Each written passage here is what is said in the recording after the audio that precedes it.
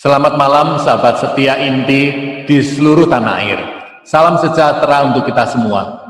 Senang sekali di hari Selasa 4 Agustus 2020 kita bertemu di udara dalam acara mingguan yang diselenggarakan oleh Inti Jabar. Perkenalkan, saya Hengki Nyoto akan menjadi host Anda malam ini. Sebelum memulai virtual meeting hari ini, perkenankan kita bersama-sama mengucapkan salam kebangsaan. Hari ini, Inti bekerja sama dengan Bursa Efek Indonesia, Apindo, Penin Sekuritas, serta dua emiten, PT Itama Rano Rakyat Tbk, dan PT Katemindo Ariesta Tbk. Topik bahasan kita hari ini adalah insentif pajak dan beragam manfaat dari GoPublic.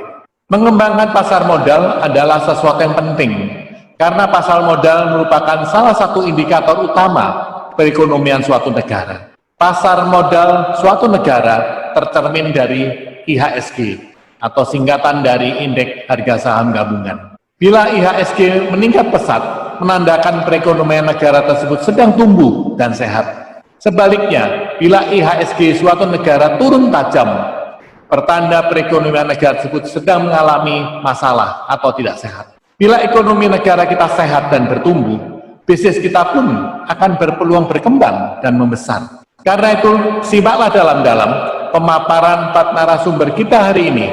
Apa yang menjadi keraguan, ketakutan, dan ketidakmengertian perusahaan Anda untuk GoPublic, bisa kirimkan pertanyaan pada link yang kami cantumkan di kolom chat, yang akan dijawab langsung oleh para narasumber di sesi akhir seminar Zoom meeting kita hari ini. Sebelum memulai acara, akan disampaikan sambutan dari Bapak Reza Sadid Syahpeni, Kepala Kantor Perwakilan Bursa Efek Indonesia Jabar. Waktu dan tempat saya persilahkan. Selamat malam, selamat datang pada acara GoPublic Webinar bersama Apindo Jawa Barat dan Inti Jawa Barat.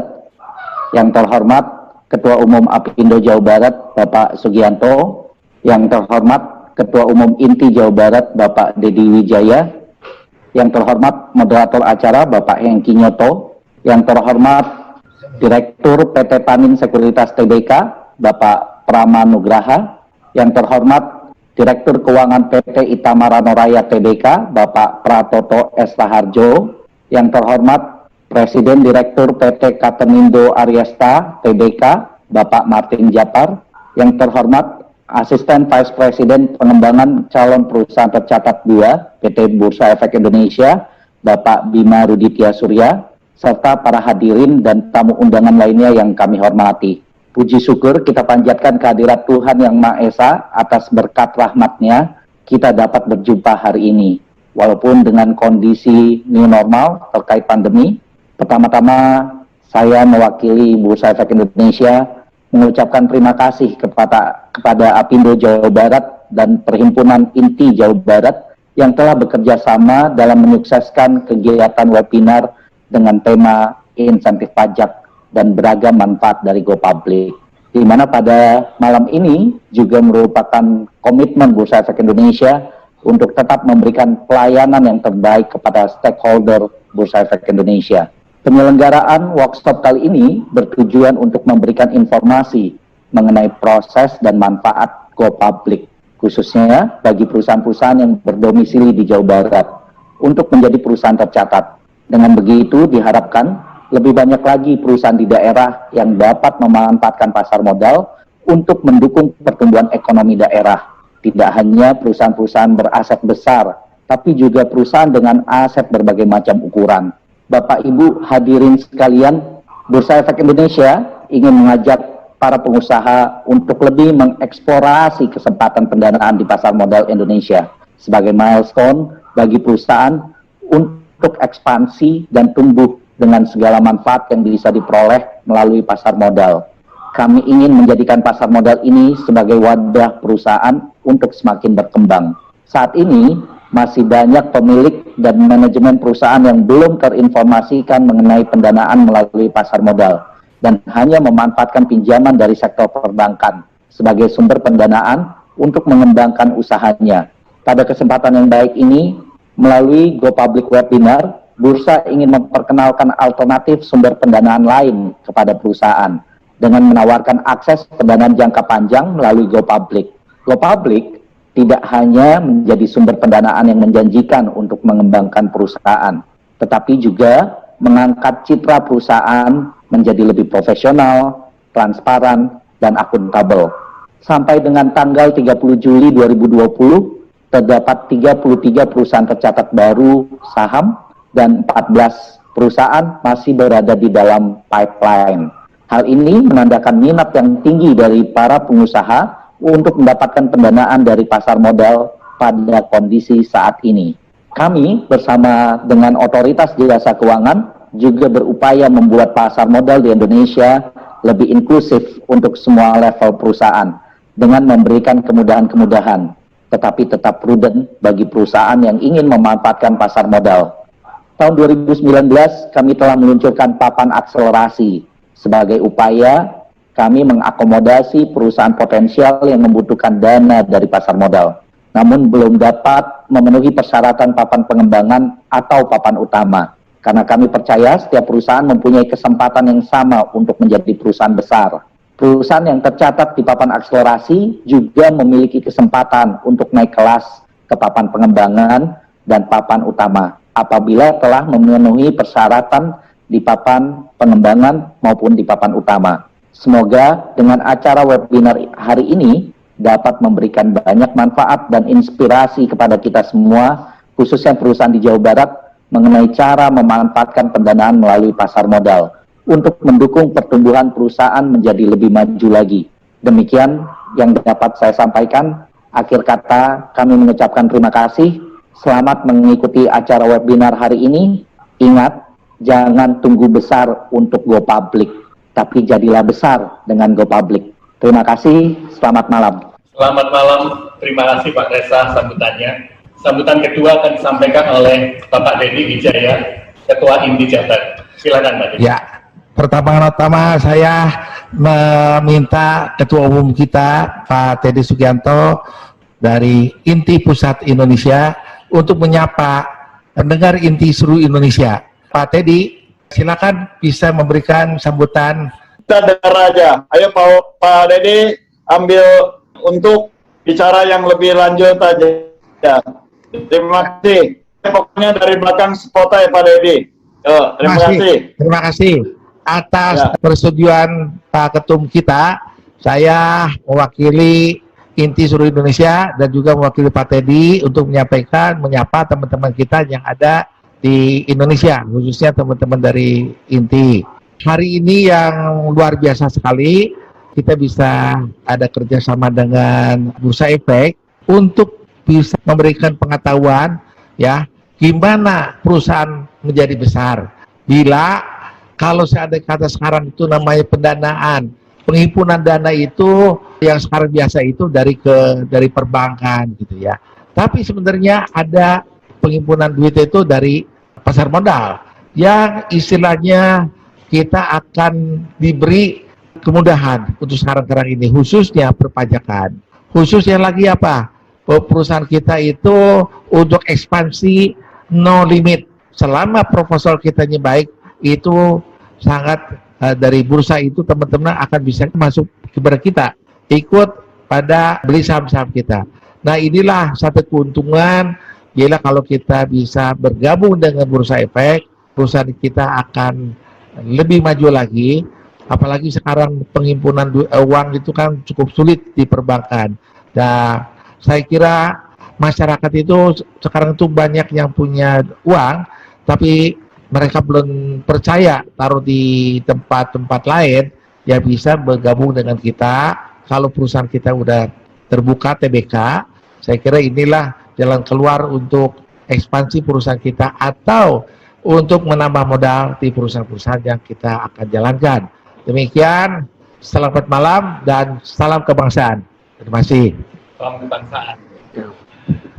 Ya, sambutan terakhir oleh Bapak Sugiarto sebagai Ketua Indo Jabar. Silakan Pak Sugiarto. Selamat malam. Selamat malam. Bapak-bapak, ibu-ibu yang saya kasih. Terima kasih atas atensi dan peran serta Anda dalam acara di Zoom seminar malam ini. Hari ini kita sama-sama belajar bagian perusahaan mendapatkan alternatif pendapat dari Go Public. Semoga apa yang disampaikan oleh 4 narasumber malam ini dapat memberi inspirasi bagaimana mengembangkan perusahaan-perusahaan berjangka panjang. Atas nama Apindo Jawa Barat, saya ucapkan terima kasih dan selamat belajar. Makasih. Terima kasih, Pak Sugiarto. Kita coba mencermati dari apa yang kita gunakan sehari-hari. Saat kita mandi, kita memakai sampo Sunsilk, sabun Lux, odol Pepsodent. Merek itu semua adalah produksi dari PT Unilever Indonesia. Ketika berangkat ke kantor, memakai mobil Kijang yang diproduksi oleh Toyota, atau pakai motor Honda yang diproduksi oleh Astra. Kita teleponan memakai voucher Telkomsel dari Telkom, atau Mentari dari Indosat. Juga ada XL. Kita transfer uang lewat Bank Danamon, BCA, Mandiri. Semua produk-produk mereka kita sangat akrab dan sering kali kita gunakan sehari-hari. Mereka adalah perusahaan-perusahaan yang sudah go public puluhan tahun yang silam. Ketika saya menceritakan hal ini, mungkin tanggapan Anda, oh itu kan perusahaan besar. Memang, kini mereka besar. Dulu mereka tidak sebesar sekarang. Sebagai contoh, perusahaan Mayora hanya bernilai sebesar 50 miliar ketika melantai di bursa 30 tahun silam. Kini melalui inovasi produk, sehingga disukai masyarakat, kinerja perusahaan melambung, dan nilai perusahaan menjadi 57 triliun. Dulu kelas menengah, sekarang menjadi kelas besar. Saya coba memberikan ilustrasi sederhana, proses pengusaha hingga pada keputusan untuk go public. Jika saya jago membuat martabak India, dan mencoba untuk berdagang martabak India tersebut, karena saya melihat martabak India itu unik dalam penyajiannya, dimakan dengan kuah kari. Sebenarnya peminatnya ada, tetapi di setiap kota jarang ada yang jual. Moga-moga ini bisa jadi inspirasi bisnis ya untuk teman-teman pebisnis kuliner. Setelah saya kalkulasi kebutuhan membeli gerobak, biaya bahan baku, dan modal kerja, memerlukan dana kira-kira 10 juta. Sementara saya hanya memiliki dana 2 juta, maka saya mengajak 3 atau 4 teman lain untuk menjadi partner. Sehingga dana yang dibutuhkan sebesar 10 juta itu dapat terkumpul. Setelah modal sebesar 10 juta terkumpul, maka dibuatlah outlet pertama.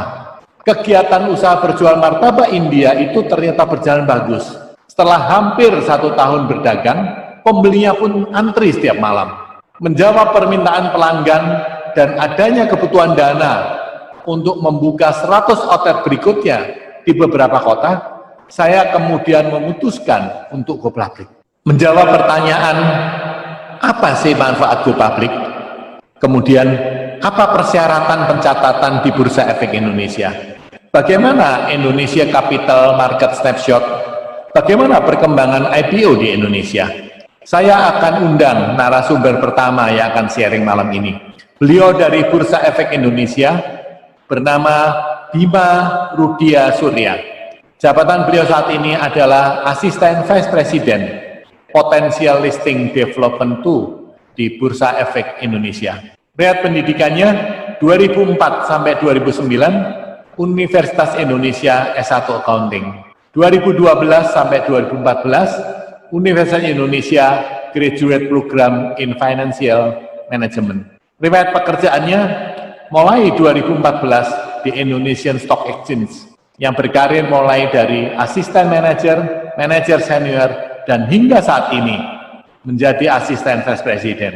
Untuk tidak berlama-lama, saya persilahkan Pak Bima Rudia Surya memulai seminarnya. Silahkan. Baik, terima kasih Pak Hengki atas perkenannya. Mohon izin Pak Dedi dan Pak Sugianto atas kami dari segenap Bursa Efek Indonesia sangat berterima kasih. Pak Riza juga seperti itu ya. Di malam ini kami dapat sharing lagi Bapak Ibu sekalian tentang go public Bapak Ibu sekalian. Nah, sebenarnya Bapak Ibu sekalian benar yang tadi Pak Hengki jelaskan bahwa sebenarnya kebanyakan dan Pak Dedi jelaskan ya, memang kalau kebanyakan perusahaan itu banyak pendanaan gitu ya, baik dari sendiri maupun dari family gitu ya, terus kemudian beranjak dari para partner dan teman, kemudian nanti dapat dari perbankan juga. Itu betul Bapak Ibu sekalian. Nah, yang saat ini kami ingin sharing kepada Bapak Ibu sekalian sebagai para pengusaha adalah pendanaan melalui pasar modal. Nah, memang sekiranya sudah banyak Bapak Ibu sekalian, mungkin Bapak Ibu sekalian sudah mendengar ya tentang pendanaan melalui GoPublic. GoPublic itu yang Bapak Ibu sekalian dengar tentang IPO gitu ya. Nanti bedanya apa seperti itu nanti mungkin bisa saya sedikit jelaskan. Nah, untuk memulai materi pertama saya mungkin bisa ditampilkan ya. Nah, dilihat dari tampilannya Bapak Ibu sekalian, kami ini maklum Bapak Ibu kami berada di ini ya Bapak Ibu sekalian di rumah gitu ya, yang tempatnya mungkin di Jakarta gitu. Kami rindu sekali dengan Bandung dan semoga kondisi membaik ya Bapak Ibu sekalian gitu ya. Jadi kita bisa main lagi ke sana gitu. Makanya kita tampilkan di slide pertama kami ini tentang Gedung Sate gitu ya, suatu bangunan ikonik dari Kota Bandung dan Jawa Barat, dan menandakan bahwa kemegahan Kota Bandung dan kuatnya potensi dari Jawa Barat ini menjadi daya tarik tersendiri. Bagaimana nanti para pengusaha Jawa Barat gitu ya, terutama anggota dari Apindo dan Inti bisa menggopublikkan perusahaan-perusahaannya seperti itu. Nextnya, ya. Tak kenal maka tak sayang Bapak Ibu sekalian, bila Bapak Ibu sekalian bertanya posisi Bursa Efek Indonesia itu apa sih? Bursa Efek Indonesia itu sendiri perannya apa gitu ya Bapak Ibu sekalian. Jadi kami ini berada di bawah pengawasan dari OJK Bapak Ibu sekalian, OJK Pasar Modal begitu ya. Kami ini memang dipercaya yang bertugas menjadi tempat perdagangan Bapak Ibu sekalian. Perdagangan apa gitu ya? Perdagangan efek Bapak Ibu sekalian. Jadi kami ini memang pasar, tapi memang pasar efek dan pasar modal ya Bapak Ibu sekalian. Jadi berbedanya dengan mungkin dari PD Pasar Jaya atau PD Pasar Bandung ya Pak ya, yang ada di Bandung, Kota Bandung gitu, mungkin bedanya kalau mereka adalah pengelola pasar tapi barang-barangnya real gitu ya.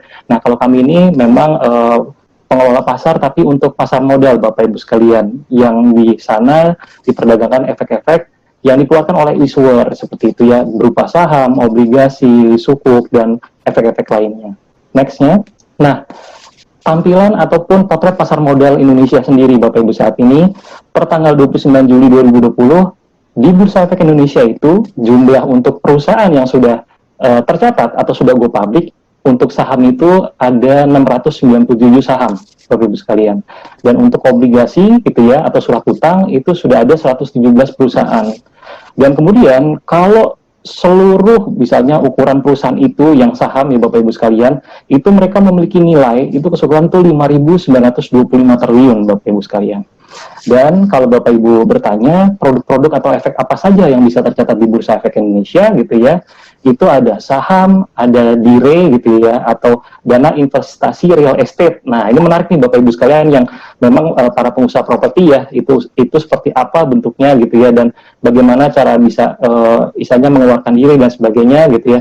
Kemudian ada ETF juga, ada surat utang atau obligasi, sukuk, dan SBN untuk negara. Dan kemudian kami jumlah investor saham sendiri itu jumlahnya sekarang sudah 1,2 juta Bapak Ibu sekalian.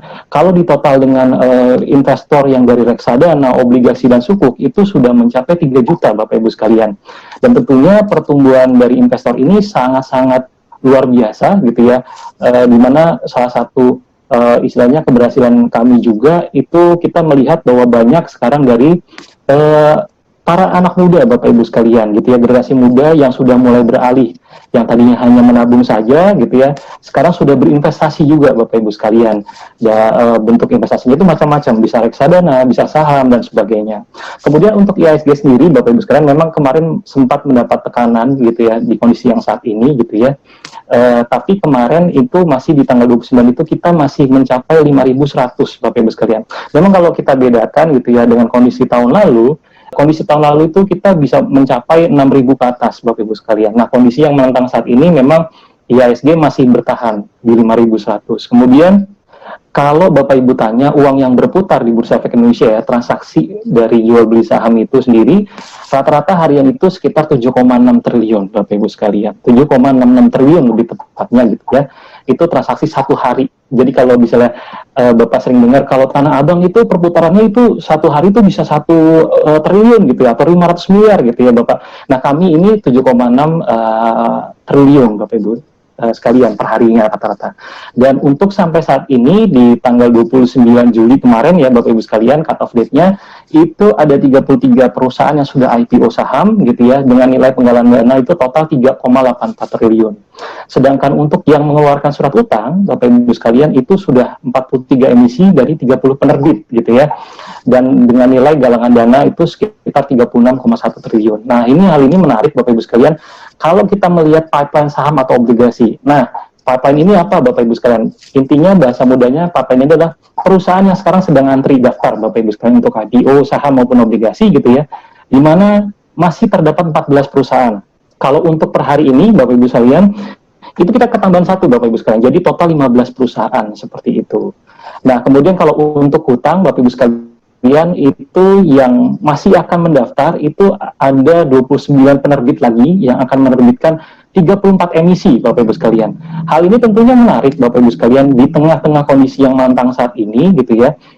Sebenarnya kalau kita lihat antusiasme minat dari para perusahaan ini untuk mencari dana di capital market itu tidak surut ya Bapak Ibu sekalian ya, kalau kita lihat dari kondisi saat ini. Next-nya. Nah, ini adalah kita melihat sejarah IPO saham di Indonesia. Intinya dari tahun 2005 sampai 21 Juli 2020, Bapak Ibu sekalian, memang kita bisa melihat bahwa perkembangan IPO saham di Indonesia itu memang mulai menunjukkan pertumbuhan yang luar biasa dari tahun 2017 sampai dengan sekarang.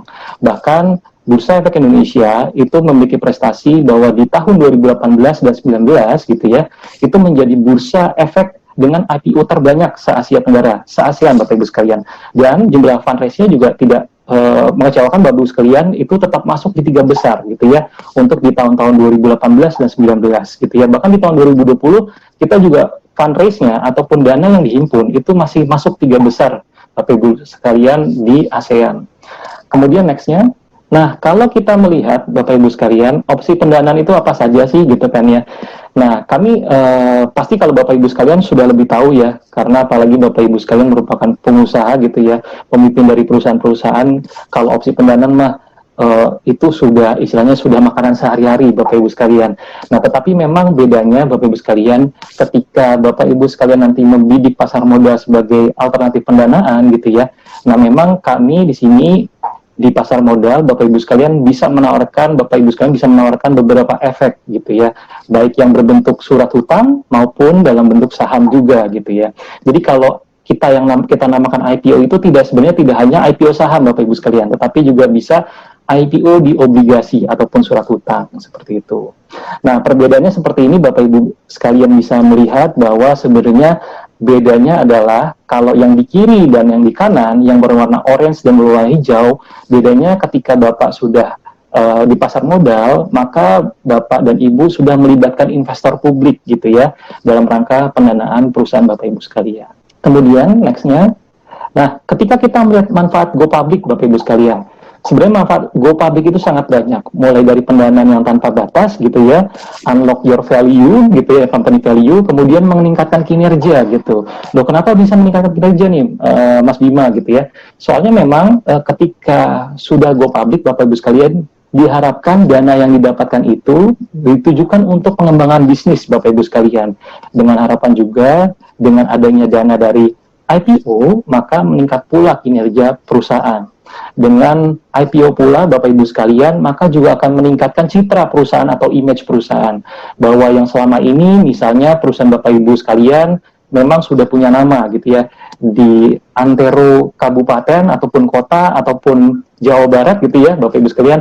Nah, pertanyaannya ketika kita mau istilahnya berprospek lebih baik gitu ya, tentunya kita perlu juga bahwa nama kita, nama perusahaan kita itu bisa terkenal di seluruh Indonesia bahkan global Bapak Ibu sekalian. Nah, salah satunya dengan cara IPO itu bisa meningkatkan citra perusahaan gitu ya, baik dari segi reputasi gitu ya, karena ketika sudah go public tentunya pasti orang tahu bahwa perusahaan itu seharusnya sudah terkelola dengan baik dan akuntabel gitu ya. Dan kemudian dari segi image, perluasan dari branch, perluasan coverage dari brand itu sendiri itu bisa didongkrak dengan cara IPO ini sendiri Bapak Ibu sekalian. Kemudian ketika sudah IPO juga itu bisa meningkatkan profesionalisme dan loyalitas karyawan. Nah, detailnya seperti apa gitu ya Bapak Ibu sekalian, nanti saya akan jelaskan di belakang. Dan kemudian ada likuiditas untuk pemilik gitu ya, karyawan dan investor. Ini berkaitan lagi gitu ya, bahwa dahulu ketika Bapak Ibu belum go public gitu ya, yang namanya saham itu Bapak Ibu sekalian, itu apa sih? Adalah klaim kepemilikan gitu ya, yang sering disebut ketika RUPS gitu ya. Dan biasanya itu sudah begitu saja Bapak Ibu sekalian. Nah, tetapi kalau ketika sudah go public gitu ya, bahkan saham Bapak Ibu sekalian itu mempunyai nilai Bapak Ibu sekalian. Itu bisa dijadikan aset bagi para Bapak Ibu sekalian gitu ya. Dan kemudian nanti juga akan ada penjelasan mengenai kenapa sih saham itu bisa dijadikan aset dan sebagainya seperti itu ya. Kemudian yang manfaat selanjutnya adalah mempercepat juga penerapan dari good corporate governance Bapak Ibu sekalian. Dan kemudian, nah ini yang agak-agak kita bilang sensitif Bapak Ibu sekalian, tetapi ini hal yang betul terjadi gitu ya, di mana go public itu juga bisa menjaga keharmonisan keluarga pemilik gitu. Dan mereka juga bisa menjaga Bapak Ibu sekalian, menjaga gimana, menjaga proporsi dari keluarga pemilik itu tetap berada di perusahaan seperti itu ya, dan tetap harmonis. Kemudian ada tax insentif juga gitu ya, insentif pajak yang nanti akan didapatkan oleh perusahaan-perusahaan TBK seperti itu terbuka, dan kemudian mendapatkan mitra usaha strategis. Nah, ini nanti nampaknya sih akan sangat banyak bisa diceritakan oleh Pak Pratoto dan mungkin Pak Martin gitu ya, sebagai success story bagaimana cara memanfaatkan dari Go Public ini mendapatkan mitra usaha strategis dan sebagainya. Nah, ini Pak Martin sudah senyum nih Pak Martin ya. Siap Pak Martin, nanti mohon dijelaskan ya Pak. Kemudian ada juga menciptakan kemandirian perusahaan Bapak Ibu sekalian. Nah, biasanya gini Bapak Ibu sekalian, ketika Bapak Ibu sekalian memiliki mungkin usaha yang sudah berbentuk holding gitu ya, di mana mungkin induk perusahaan gitu ya, itu tidak memiliki pendanaan yang cukup kuat, tapi prospek dari anak usaha ini sangat kencang sekali nih Bapak Ibu sekalian. Nah, di kemudian hari gitu ya, anak perusahaan ini juga bisa go public Bapak Ibu sekalian. Seperti itu. Jadi menciptakan kemandirian dari perusahaan maupun grup itu sendiri, Bapak Ibu sekalian. Kemudian meningkatkan nilai perusahaan. Yang tadi saya bilang bahwa ketika sudah tercatat di Bursa Efek Indonesia, maka nilai perusahaan Bapak Ibu sekalian bahkan sudah real time Bapak Ibu sekalian. Per hari ini Bapak Ibu sekalian sudah bisa tahu nilai perusahaan Bapak Ibu sekalian itu berapa gitu. Nextnya.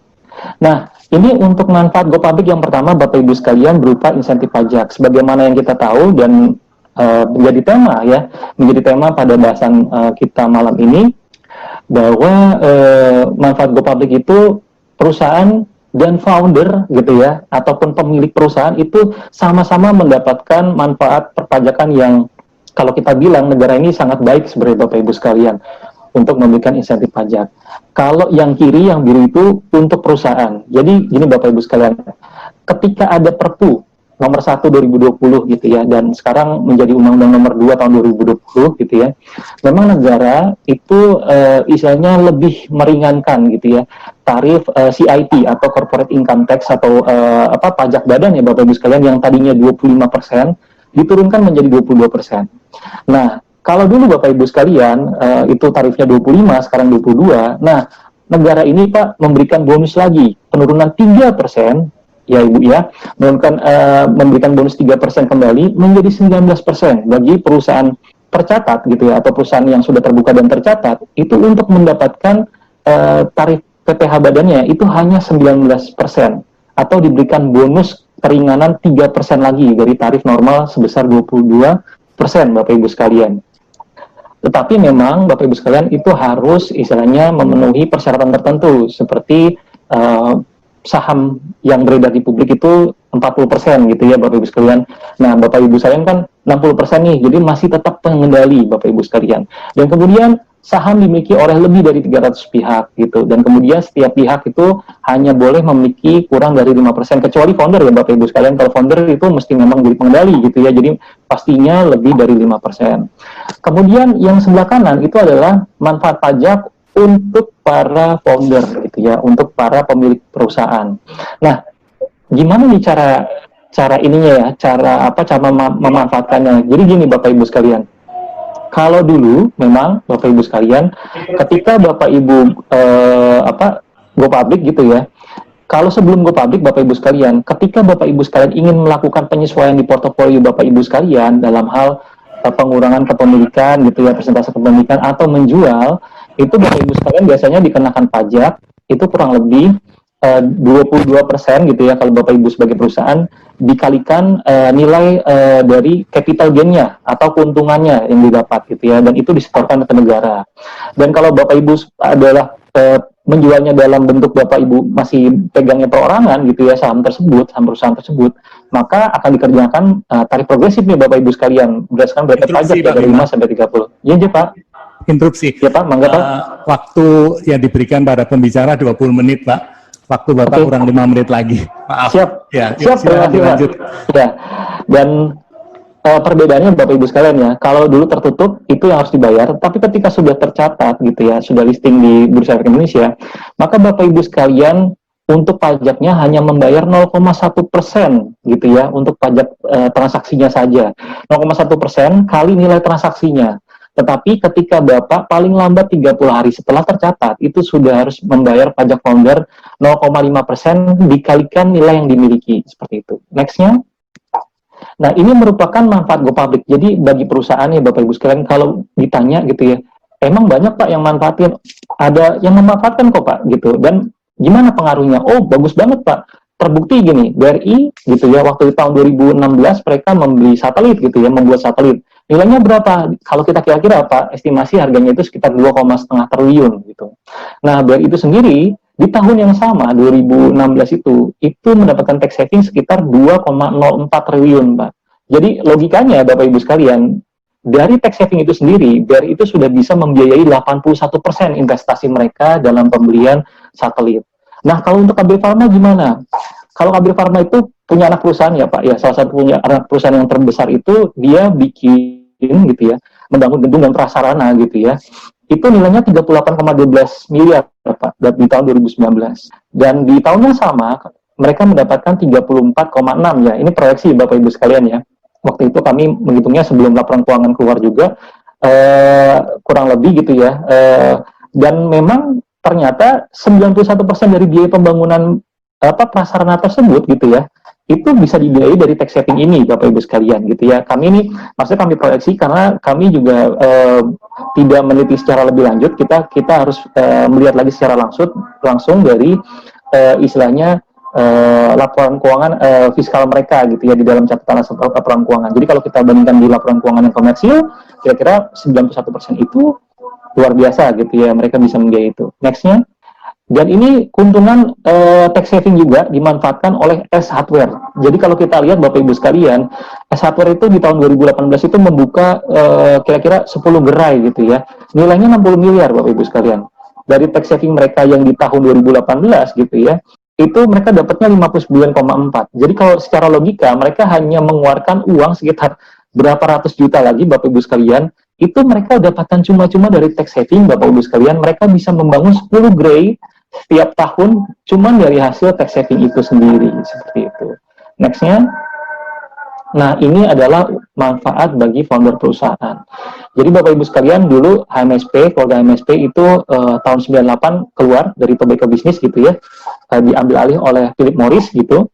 Nah, bahasa mudahnya Bapak Ibu sekalian, kalau Bapak Ibu lihat di sini, bahwa terjadi perbedaan yang luar biasa ketika andaikan dulu misalnya keluarga Sampurna tidak go public gitu ya, dengan yang sekarang keluarga Sampurna sudah go public dan menjualnya pada saat istilahnya perusahaan itu tercatat Bapak Ibu sekalian. Kalau kita lihat di sini, kalau kita permisalkan ya Bapak Ibu sekalian ya, dengan harga saham yang saat itu terjadi gitu ya, bahwa perbedaan gitu ya, perbedaan perpajakan yang terjadi itu ketika mereka menjadi perusahaan tertutup, mereka pajak dari transaksi penjualan itu per sahamnya mereka harus membayar 2.320 per saham Bapak Ibu sekalian.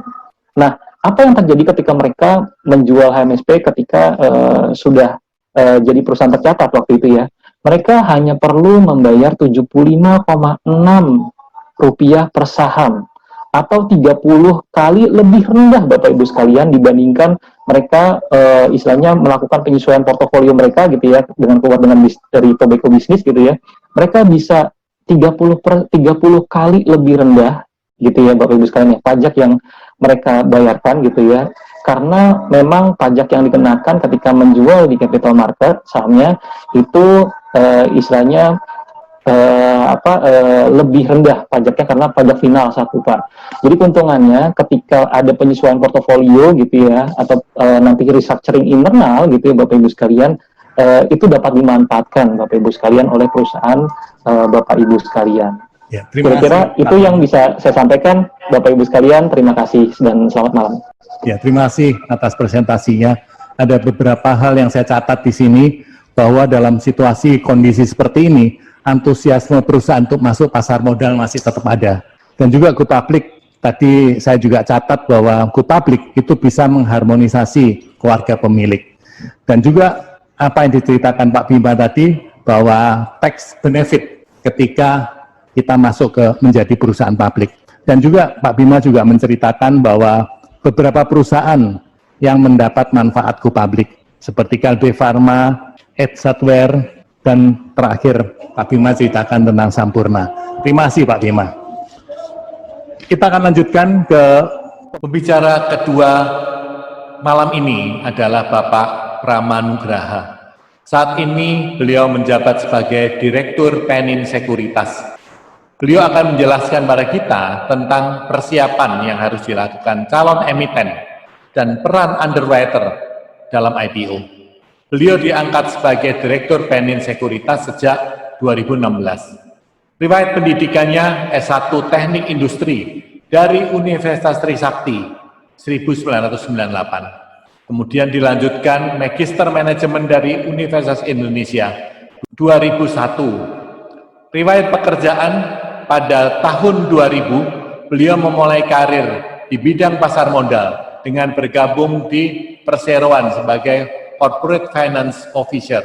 Kemudian ditunjuk sebagai Manager Corporate Finance 2006 sampai 2015. Pada periode menjabat tersebut, beliau juga berperan sebagai Sekretaris Perusahaan 2005 sampai sekarang.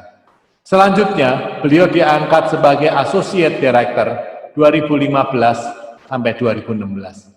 Beliau juga sudah memiliki izin perorangan dari OJK sebagai wakil penjamin emisi efek. Untuk mempersingkat waktu, saya persilakan Pak Pramanugraha. silakan Pak Prama. Baik, terima kasih. Selamat malam Bapak Ibu semua. Terima kasih sudah memberikan kesempatan kepada kami untuk bisa bergabung ya, untuk bisa sharing yang mengenai bagaimana IPO, Go Public, dan manfaat dan prosesnya ya. Tadi sudah dijelaskan ya, cukup komprehensif juga oleh Pak Bima nih ya, mengenai manfaat-manfaat dari Go Public. Rasanya tidak ada alasan untuk tidak Go Public gitu ya, untuk perusahaan-perusahaan, karena ini banyak benefit yang bisa diperoleh gitu ya. Nah, ini saya coba memperjelas kembali, menambahkan ya, kira-kira hal-hal kiat-kiat ya, yang perlu dipersiapkan ya, dalam rangka proses Go Public ini supaya bisa berjalan dengan lancar ya, dan bisa memberikan manfaat yang maksimal bagi perusahaan maupun juga bagi pemegang saham. Ya. Selanjutnya, ya ini mungkin sedikit gambaran ya, bahwa di pasar modal seperti digambarkan oleh Pak Bima juga ya, bahwa mengawasi adalah otoritas jasa keuangan ya, pengawas pasar modal, di mana di bawahnya mengawasi juga lembaga maupun juga institusi dan juga profesi terkait ya, seperti misalnya di Bursa Efek, KC ini adalah institusi yang terkait dengan perdagangan efek maupun juga transaksi penyelesaian efek ya. Kemudian juga di bawahnya ada juga perusahaan efek ya, termasuk kami Penin Sekuritas adalah salah satu perusahaan efek ya, dengan izin dari OJK ya sebagai underwriter atau penjamin emisi, ini juga sebagai perantara bank efek ya, dan kami juga memiliki anak perusahaan manajer investasi ya, yaitu Penin Asset Management. Itu ini harus terdaftar di OJK untuk bisa melakukan penjamin emisi untuk IPO misalnya gitu ya. Kemudian juga ada lembaga profesi penunjang ya, seperti nanti ada Biro Asumsi Efek, Bank Kesediaan Wali Amanat ya, ada pemerikat efek dan lain-lain. Ada juga profesi penunjang, ada akuntan, notaris, menilai kesusahan hukum. Nah, ini lembaga-lembaga profesi yang terkait dengan proses penerbitan efek ya. Seperti misalnya IPO, nanti akan bekerjasama dengan akuntan ya, dengan notaris, menilai kesusahan hukum. Itu kita akan selalu bekerjasama dengan mereka, dan tentunya nanti harus ditunjuk adalah profesi penunjang yang terdaftar di OJK ya. Seperti misalnya akuntan. Banyak akuntan ya yang di luar, tapi tentunya kita harus yang terdaftar di OJK ya, seperti itu. Kemudian juga nanti tentunya akan melibatkan pemodal baik domestik maupun asing ya. Berikutnya ya, ini Ini gambaran ya, gambaran singkat bagaimana proses persiapan IPO yang dilaksanakan ya untuk bisa dari tahap awal sampai dengan bisa listing ya di Bursa Efek ya. Jadi sebagai gambaran tentunya untuk IPO ini diperlukan ada persiapan-persiapan ya. Persiapan ini artinya pertama adalah menetapkan tujuan IPO. Tadi sudah digambarkan oleh Pak Bima. Ada banyak tujuan-tujuannya ya. Apakah itu misalnya buat penambahan modal untuk ekspansi ya, bisa juga misalnya untuk pertimbangan pajak ya, insentif pajak, bisa juga seperti atau juga misalnya juga untuk pembagian kepemilikan ya, biasanya perusahaan keluarga itu pembagian kepemilikan seperti itu. Nah, itu bisa jadi pertimbangan juga. Nah, ini tentunya ini harus ditetapkan dari awal ya, tujuannya seperti apa. Nah, kemudian juga yang penting adalah persetujuan dari pemegang saham ya, pemegang saham pendiri lah istilahnya atau founders shareholders ya.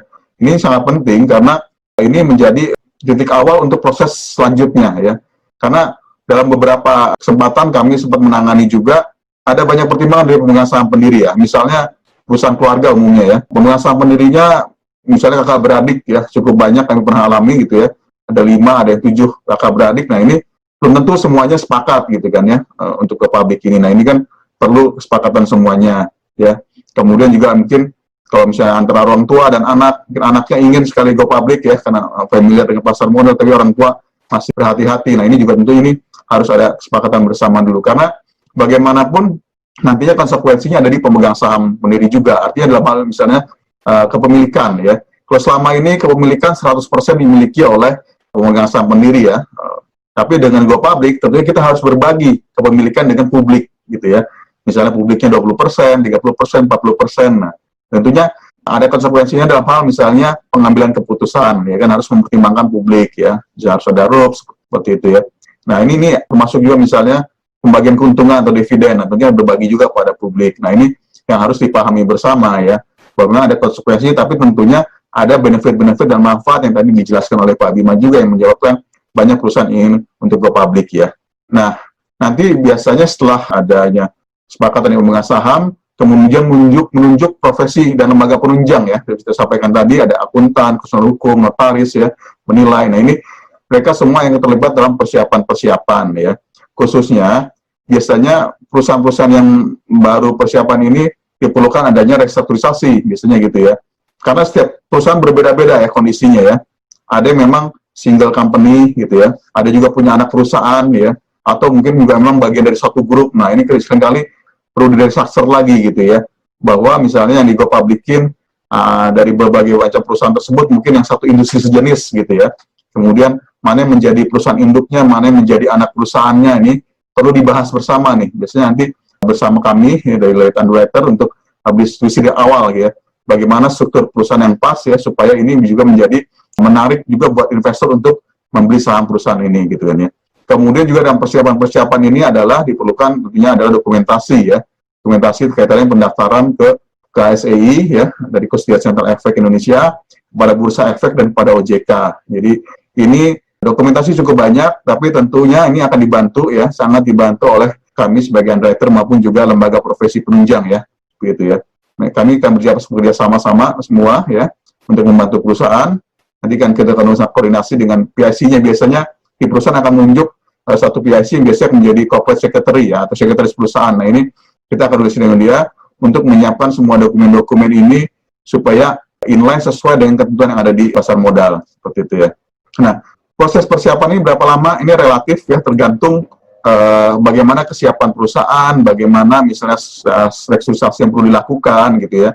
Kami pernah mengalami proses yang cukup cepat gitu ya. Artinya proses persiapan ini mungkin tidak sampai dengan 6 bulan juga pernah kami alami gitu ya. Karena memang perusahaan sudah siap untuk ke publik, misalnya auditornya sudah ditunjuk yang terdaftar di OJK seperti itu ya. Nah, ini yang akan membantu proses persiapannya. Tapi kalau memang perlu ada restructuring ya, tadi seperti misalnya meningkatkan modal ya, kemudian membentuk misalnya induk perusahaan atau anak perusahaan, nah, ini perlu waktu ya, let's say 6 bulan seperti itu, karena ini melibatkan institusi lembaga pemerintah ya, seperti misalnya Menkumham dan lain-lain. Ini yang memerlukan waktu. Jadi ya ini estimasi sekitar bisa 3 bulan sampai dengan 1 tahun tergantung dari proses restructuring yang diperlukan. Nanti baru kemudian setelah selesai, kemudian secara dokumentasi sudah kita siapkan, selengkap baru kita ajukan untuk permohonan pendaftaran ya, atau sekarang namanya adalah untuk permohonan persetujuan prinsip untuk pencatatan efek di Bursa Efek Indonesia, seperti itu ya. Nah, itu biasanya juga bersama dengan kita pengajuan pernyataan pendaftaran kepada OJK ya. Jadi kita sampaikan dokumen ke Bursa dan OJK ya, untuk mereka review ya. Untuk Bursa adalah untuk pengajuan pencatatannya di Bursa Efek ya. Sementara ke OJK adalah pengajuan pendaftaran untuk melakukan IPO ya, artinya penawaran umum perdana saham. Nah, ini kita ajukan kepada OJK seperti itu. Nanti di situ mereka review, kemudian ada step-stepnya seperti misalnya di bursa, itu kita akan lakukan namanya mini expose ya, presentasi kepada bursa untuk menjelaskan bagaimana mengenai bisnis perusahaan dan juga prospeknya.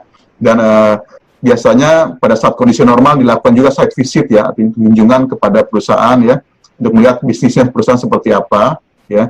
Tapi dalam kondisi pandemik seperti ini, kami pernah alami memang belum bisa dilakukan secara visit langsung, tapi tentunya kita memberikan dokumentasi bagaimana menunjukkan aktivitas di perusahaan ya. Nah, baru kemudian ada beberapa pertanyaan dan juga kemudian nanti bursa akan memberikan persetujuan prinsip pencatatan efek ya, bersifat ekuitas. Nah, ini prosesnya relatif mungkin bisa 2 minggu, 3 minggu sampai dengan 1 bulan ya.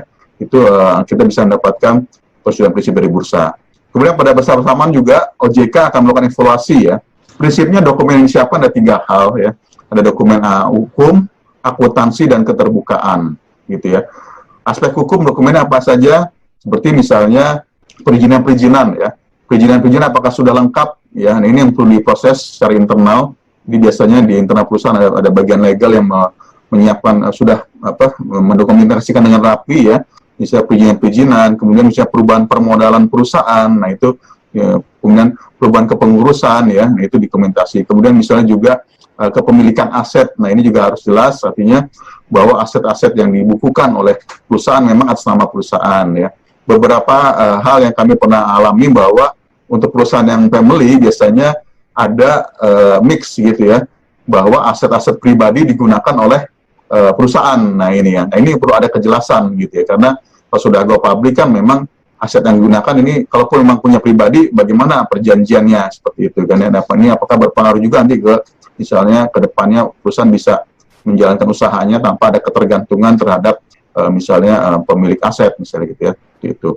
Nah, untuk akuntansi itu biasanya melibatkan misalnya terkait laporan keuangan ya, yang memang harus diaudit ya. Seperti itu ya. Kemudian juga ada proyeksi keuangan dan lain-lain seperti itu ya.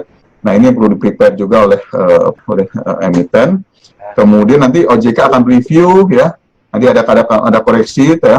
Sebenarnya intinya dari presentasi saya di slide ini Pak ya, mungkin yang lebih banyak nanti di belakang-belakang ada penjelasan lebih lanjut, mungkin nanti bisa dipelajari ya, mungkin juga oleh staf Bapak bisa mempelajari lebih lanjut. Dan kami juga welcome kalau untuk diskusi di luar setelah ini ya, gitu ya.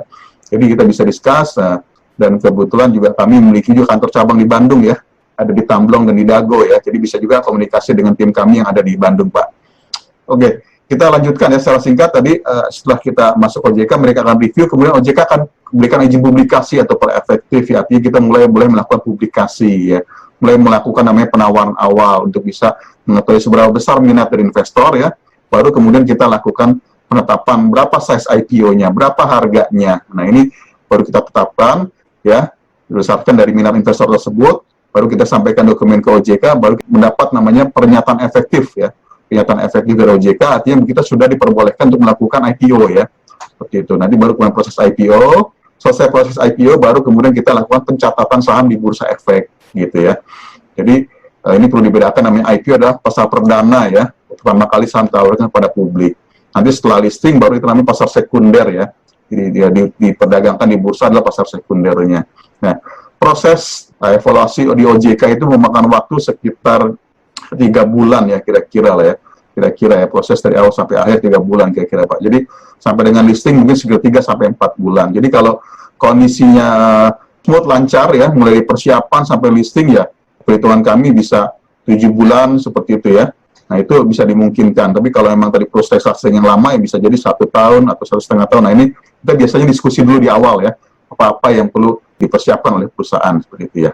Baik, selanjutnya Pak, ini adalah detail-detail dari penjelasan slide kami yang di slide nomor 2 tersebut ya. Nanti bisa dipelajari ya. Berikut Pak, bisa langsung mungkin ini tadi mengenai tujuan IPO sudah dijelaskan oleh Pak Bima ya. Bisa lanjut Pak ya. ya ini juga sudah dijelaskan tadi Pak, insentif pajak dan seterusnya. Kemudian berikutnya Pak, ya bisa dilanjut saja, itu bisa ke slide nomor 25, nomor 25 Pak, ya nomor 25. Oke, ya ini proses-proses secara teknis Pak ya, mungkin nanti tim Bapak bisa mempelajari ini, nanti kita bisa discuss lebih lanjut ya. Berikutnya Pak, jadi kunci sukses IPO apa sih? Ya, kunci-kunci sukses IPO supaya ini bisa berhasil dan diserap oleh publik gitu kan ya. Nah, ini beberapa hal. Pertama adalah track record tentunya ya, artinya investor juga akan melihat secara historis seperti apa sih ya kinerja perusahaan ya, baik dari sisi operasionalnya ya, dari sisi bisnis modelnya maupun juga misalnya manajemennya ya, pengalaman. Jadi mereka akan melihat secara ke belakangnya ya. Dan memang dalam dokumen juga biasanya kita untuk diminta untuk menyampaikan ya, dalam prospektus itu laporan keuangan yang audit ya. Kalau untuk di papan pengembangan itu paling tidak 3 tahun ya, 3 tahun ke belakang itu kita tampilkan laporan keuangannya seperti itu. Nah, ini sebagai dasar pertimbangan dari investor untuk melihat bagaimana kinerja perusahaan. Tapi juga bisa kalau memang untuk yang besar akselerasi ataupun yang size-nya tidak besar, itu bisa laporan keuangan setahun terakhir juga boleh seperti itu ya. Seperti itu. Nah, kemudian juga prospek. Jadi selain tadi historical, investor juga akan melihat prospek ke depan, karena yang dibeli oleh investor adalah future-nya, prospek ke depannya gitu. Artinya bagaimana perusahaan ini punya potensi tumbuh ya, sehingga laba meningkat, harga saham bisa meningkat. Nah, ini perlunya dibikin suatu bisnis plan yang memang komprehensif ya, yang bisa menggambarkan prospek perusahaan. Jadi perusahaan harus memiliki story yang menarik nih buat investor gitu ya. Karena di bursa sendiri kan tadi disampaikan bahwa ada sekitar 700 perusahaan ya dari listing di bursa. Nah, investor kan sama seperti juga di pasar modal, sama seperti di pasar, mereka akan membanding-bandingkan ya. Bandingkan adalah barang-barang yang ada di pasar ya. Dalam hal ini kalau di pasar modal berarti mereka membandingkan saham perusahaan A dengan perusahaan B ya. Mereka membandingkan dengan perusahaan-perusahaan sejenis gitu ya. Jadi misalnya perusahaan kelapa sawit, mereka akan membandingkan perusahaan kelapa sejenis gitu ya. Mana yang kira-kira menarik secara bisnisnya dan mana yang harganya kira-kira masih murah buat mereka seperti itu. Nah, ini jadi otomatis kalau perusahaan punya gambarkan prospek ke depan yang sangat baik, nah ini akan menarik investor juga ya. Dan juga terkait bisa penggunaan dana IPO. Jadi kalau memang dana IPO yang digunakan untuk ekspansi, nah ini biasanya menarik nih buat investor gitu. Wah, nih kalau dananya dipakai untuk pengembangan lahan misalnya, atau pengembangan pabrik ya, pengembangan kapasitas produksi, nah ini kan tentunya ke depannya laba perusahaan akan meningkat. Nah, ini akan menarik buat investor ya. Kemudian juga nanti akan ditunjang oleh program-program marketing dari tim kami ya, seperti misalnya nanti kita akan melakukan research, kemudian juga kita spesifikasi investor yang kita tuju ya, kita lakukan public expose dan roadshow dan lainnya supaya ini memberikan antusias kepada market atas saham yang kita tawarkan. Berikutnya Pak, oke. Kemudian struktur penawaran ya, jadi memang ini juga perlu diperhatikan bagaimana jumlah emisi yang sesuai dengan daya serap pasar ya. Mungkin dalam kondisi market seperti sekarang memang agak slowing down ya, kita pahami ya seperti itu, tapi tentunya kita bisa menyesuaikan ini seperti disampaikan oleh Pak Bima. Sebenarnya tahun ini sudah ada 33 perusahaan ya, sudah beberapa, dan masih ada beberapa yang di pipeline seperti itu. Kenapa mereka bisa lakukan? Karena juga dia mempertimbangkan ya, mungkin size emisi sekarang tidak terlalu besar, tapi yang kita lihat adalah bukan saat ini Pak. Jadi IPO ini adalah bisa dianggap sebagai satu gerbang ya, gerbang awal ya, untuk bisa mendapatkan pendanaan lebih lanjut. Jadi bisa saja pada saat IPO size-nya tidak besar ya, tapi setelah IPO kemudian nanti harga sahamnya naik ya, baru kemudian nanti akan raise fund lebih besar lagi melalui right issue dan seterusnya gitu ya, dengan harga yang lebih tinggi, dengan size yang lebih besar. Nah, ini setidaknya dengan sudah listing di bursa, investor sudah melihat bagaimana kinerja perusahaan, sehingga ke depannya pada saat misalnya right issue, investor juga akan tertarik untuk membeli saham perusahaan seperti itu ya. Kemudian juga market timing ya, tadi seperti disampaikan juga memang ini juga melihat bagaimana perkembangan pasar, tapi bukan berarti dengan kondisi sekarang kita menunggu gitu kan ya. Justru pada saat ini adalah timing untuk kita mempersiapkan karena seperti disampaikan tadi prosesnya cukup bukan waktu cukup lama ya, sehingga kita lakukan persiapan sehingga apabila itu perusahaan sudah ready dan kemudian market sudah rebound kembali, nah ini juga bisa jadi timing untuk pas dia bisa langsung masuk kepada market seperti itu ya. Mungkin itu sih gambaran secara umum. Mungkin highlight aja Pak salah satu perusahaan yang kami handle Pak. Mungkin di slide berikutnya Pak. Nah, ini salah satu company yang kami handle ya untuk proses IPO. Dan memang lagi happening nih ceritanya gitu ya. Nah, kenapa saya bilang happening? Ini perusahaan adalah namanya PT Mark Dynamics Tbk atau kodenya Mark ya. Mereka ada memproduksi hand former atau cetakan buat sarung tangan Pak, atau buat glove ya.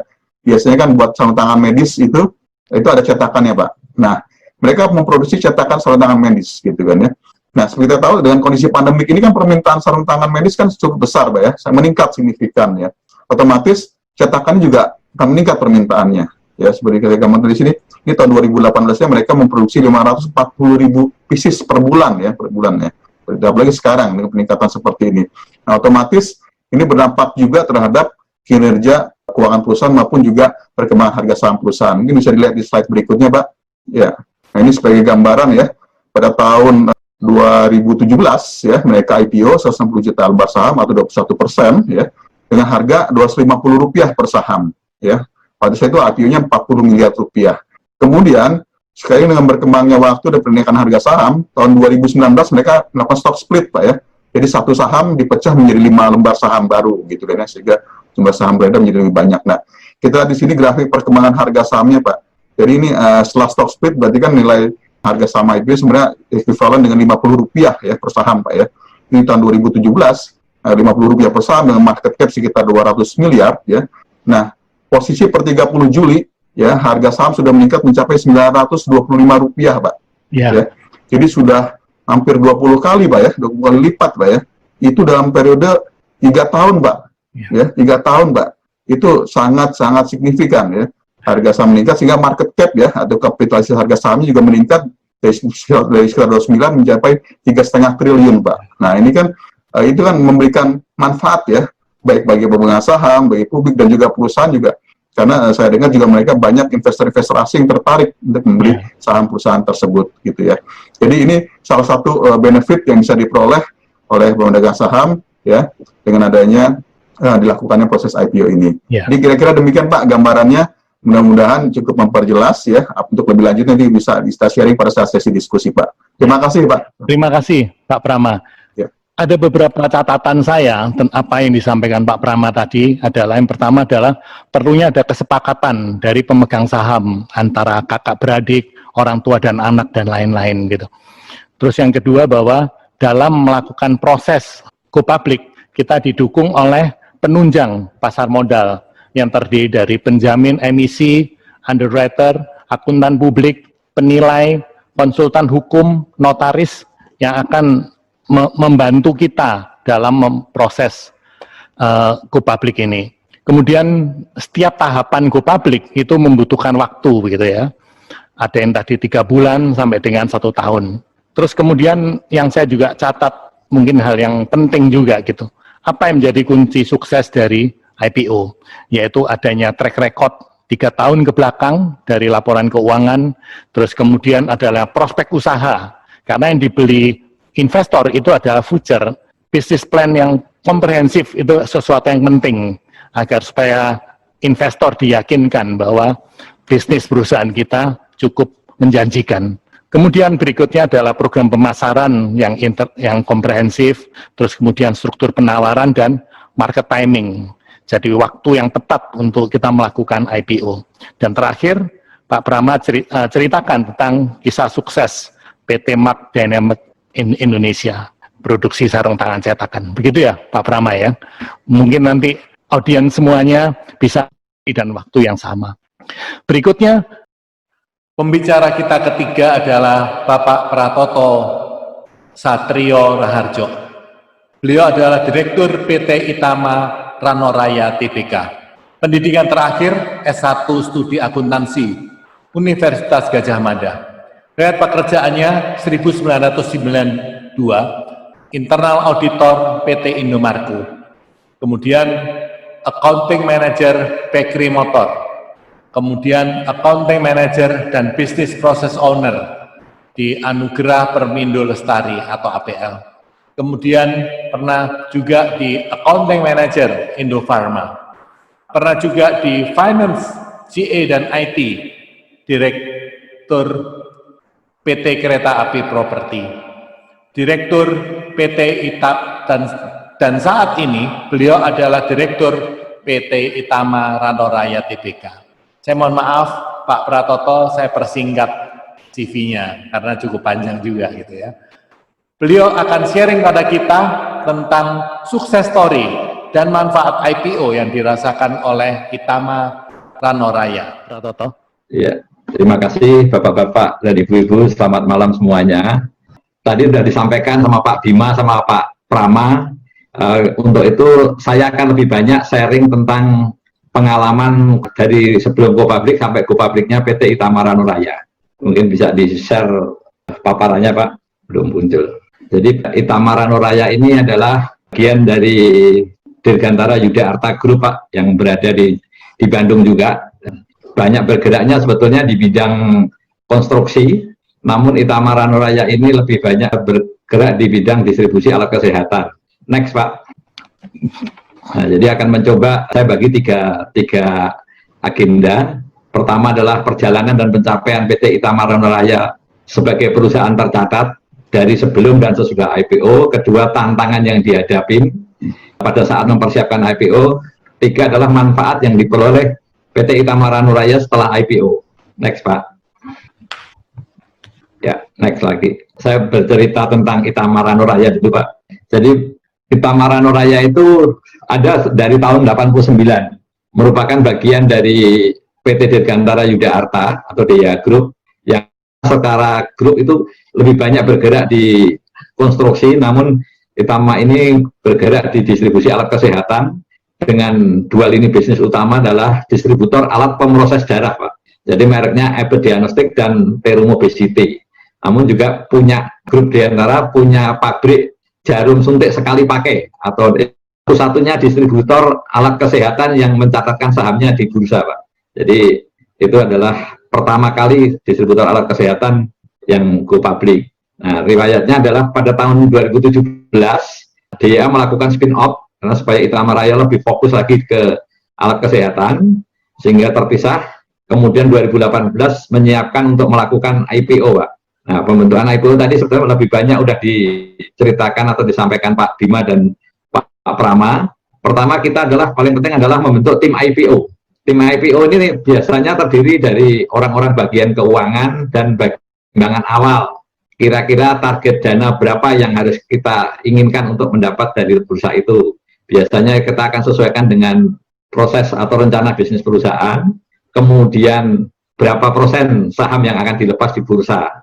Kemudian juga ada peraturan, perizinan, permasalahan hukum bisa mungkin ada. Nah, terus kemudian juga perubahan susunan pengurus, apakah diperlukan apa tidak. Selanjutnya adalah penunjukan lembaga profesional Pak. Tadi sudah disampaikan juga, ada underwriter, ada kantor akuntan publik untuk auditornya, konsultan hukum terutama dengan permasalahan-permasalahan perizinan dan macam-macam. Notaris adalah biasanya dalam rangka perubahan anggaran dasar.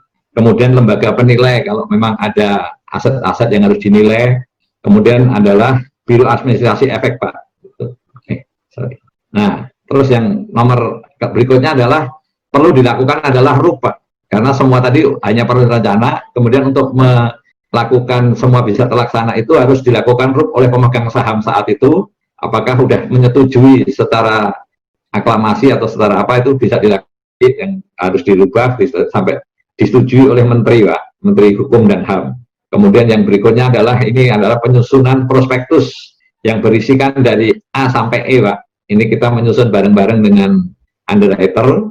Kemudian yang ketiga adalah proyeksi keuangan kira-kira 5 tahun ke depan. Kira-kira mau seperti apa prospeknya itu.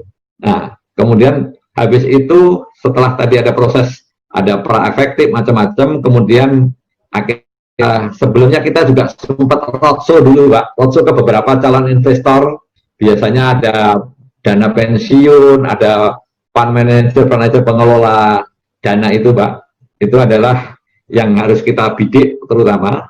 Kemudian setelah itu tadi Pak tanggal 15 Oktober itu kita listing dengan harga perdananya 374 per lembar saham.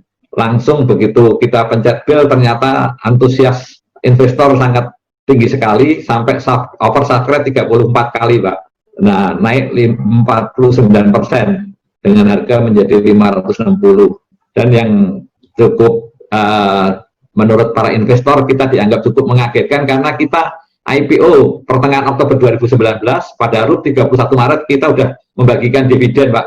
PT Itamara Nuraya ini membagikan dividen 9,6 miliar. Jadi walaupun itu sangat cepat, istilahnya baru 3 bulan langsung udah membagikan dividen.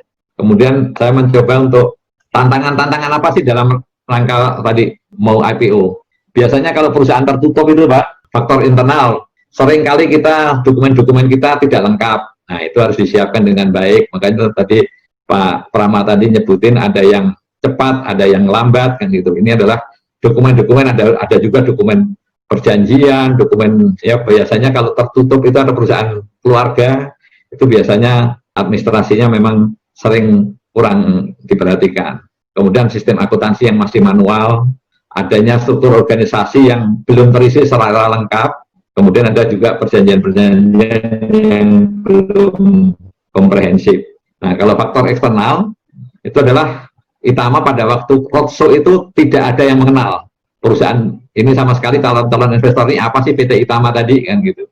Termasuk tadi Pak Dedi juga sempat menanyakan kan ini apa kan gitu, udah walaupun udah IPO. Kemudian pada saat itu juga kondisi bisnis secara makro juga kurang kondusif. Terus belum ada perusahaan distributor alkes yang listing, sehingga biasanya calon investor selalu nanyanya ini PE-nya berapa ya begitu. Jadi karena belum ada, jadi tidak ada pembanding Pak, atau tidak ada sparing partnernya untuk mengukur ini Itama ini mau di PE berapa begitu. Ini para calon investor di situ. Kemudian saya lanjut ke manfaatnya Pak. Saat ini yang kita rasakan pertama adalah perusahaan ini menjadi lebih teratur Pak, karena kita harus banyak mengikuti, harus tidak harus mengikuti regulasi oleh OJK dan di bursa. Jadi laporan harus tepat waktu, aturan-aturan harus kita ikutin semuanya kan gitu. Namun yang itu dengan aturan menjadi lebih dipercaya oleh rekanan Pak, pabrikan, pelanggan, perbankan, sehingga kita sekarang banyak produk-produk yang prinsipal atau pabrikan itu mendatangin kita untuk kita menjadi distributornya, karena mereka lebih, kalau dengan IPO atau dengan perusahaan menjadi listing itu akan lebih teratur, lebih bisa dipercaya gitu. Kemudian juga mendapatkan fasilitas atau insentif perpajakan, tadi juga sudah disampaikan Pak Prama sama Pak Bima juga. Terakhir adalah karyawan yang lebih dipercaya Pak, atau lebih percaya diri. Dari sisi karyawan sendiri juga merasa lebih yakin, perusahaan juga akan going concern-nya lebih pasti gitu dari sisi karyawan itu. Kira-kira saya nggak banyak ini karena tadi sudah banyak disampaikan oleh Pak Prama sama Pak Bima. Pak, ini adalah sisi sharing dari PT Itama Ranuraya. Terima kasih Pak Dedi, gitu aja yang bisa saya sampaikan. Ya, terima kasih Pak Pratoto atas presentasinya. Ada beberapa catatan saya. Yang pertama adalah bahwa Itama Ranuraya ini merupakan perusahaan akses alkes pertama yang go public. Terus kemudian tadi Pak Pratoto menceritakan tentang bagaimana tim internal mempersiapkan timnya untuk mempersiapkan proses go public ini. Kemudian melakukan roadshow ke beberapa kota dan beberapa calon investor. Ini adalah sesuatu yang penting ya, mungkin yang seperti yang diceritakan Pak Pratoto tadi. Dan juga yang cukup surprise adalah ketika IPO itu harga 374 naik menjadi 49,73% menjadi 560. Ya, ini sesuatu prestasi dalam situasi kondisi yang seperti ini. Bahkan yang mengejutkan mungkin bahwa dalam waktu 3 bulan IPO langsung bisa membagikan dividen. Ya, mungkin nanti Pak Pratoto bisa mendalami, memberikan ulasan lebih dalam kira-kira upaya-upaya atau strategi-strategi pemasaran atau hal-hal apa yang bisa mampu menjadikan hal seperti itu. Dan juga yang dirasakan adalah bahwa banyak perusahaan yang datang untuk menawarkan diri menjadi distributornya. Terus juga Pak Pratoto juga menceritakan bahwa insentif-insentif pajak yang dirasakan. Dan juga karyawan lebih yakin dengan keberadaan perusahaan yang go public. Ya, terima kasih Pak Pratoto atas presentasinya. Nanti kita akan dalami dalam sesi tanya-jawab. Pembicara keempat adalah Bapak Martin Capar. Beliau adalah Presiden Direktur PT Katenindo Ariesta Tbk. Beliau adalah founder PT Katenindo Arieska, kemudian juga PT Medal Quinindo. Mungkin kalau Bapak Ibu mengetahui sisir medal, ini adalah produksi dari PT Medal Quinindo. Dan usia PT Medal Quinindo sudah 30 tahun lebih. dan juga Prohum, supermarket bahan bangunan yang ada di Bandung. Beliau akan sharing pada kita tentang sukses story dan manfaat IPO apa yang dirasakan oleh PT Katenindo Aryesta. Silakan, Pak. Oke, selamat malam Bapak-Bapak dan Ibu semua. Terima kasih kesempatan yang diberikan kami PT Katenindo Aryesta. Di sini saya coba ya menceritakan perusahaan kami yang setelah IPO lebih banyak atau banyak memperoleh manfaat-manfaat yang kami peroleh setelah IPO. Ya, dengan mungkin kami coba supaya lebih gampang dicerna, yang tangkap ya, dari kami pakai gambar dengan ilustrasi supaya kita semua mungkin lebih ya cepat. Inilah apa yang kami sampaikan bisa lebih jelas. Next, Pak. Nah, ini kami coba gambar yang pabrik ini ya, kami ilustrasikan gini, karena memang sampai sekarang pabrik itu mungkin buat ya banyak pengusaha itu adalah sesuatu yang bingung gitu ya, tapi bapak-bapak tadi semua yang dari sekuritas sudah jelaskan sebetulnya tidak susah ya, tapi buat kami sebetulnya untuk IPO kami perlu 3 tahun ya. Jadi kalau cerita kami mulai minat IPO sebetulnya 2015 dengan ditawarin beberapa sekuritas ya, kami coba ya inilah pelajari ya apa-apa yang harus kami siapkan segala ya, sehingga pada tahun 2017 baru kami betul-betul putuskan untuk ya untuk proses untuk IPO. Jadi pada tanggal 5 Oktober 2018 berarti perlu kurang lebih 1 tahun lebih ya, kami baru jadi anggota di Bursa Efek.